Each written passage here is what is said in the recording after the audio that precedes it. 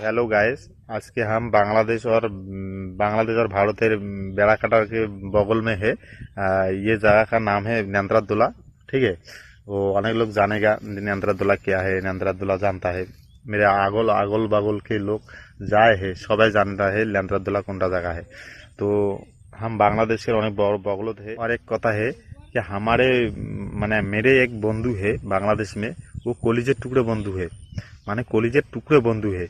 और मोर साथे देखा करने के लिए और साक्षात करने के लिए खूब चेष्टा करता है और खूब कांदिता है और खूब फेतराज हुआ है। ठीक है, तो आज ओई बंधु के एक शायरी माध्यम में बुझी देता है मोर मनेर कथा है कि तुम और आमार बीच में, कि तुम और आमार बीच में যতবারই বেড়া কাটা হোক না কেন, कि तुम और हमारे बीच में যতবারই বেড়া কাটা হোক না কেন, अगर हमारे दुई जन का प्यार सच्चा है, अगर हमारे दुई जन का प्यार सच्चा है, तो ये बेड़ा काटा है क्या ना, बड़ो बड़ो बेड़ा काटा तो भी सिर भर के तुम्हारे साथ देखा करेंगे।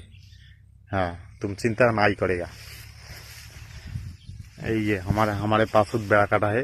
ये जूम होगा तो देखा जाएगा, मैंने हमारा मोबाइल कमजोरी है ना, इसलिए देखा नहीं जाता है।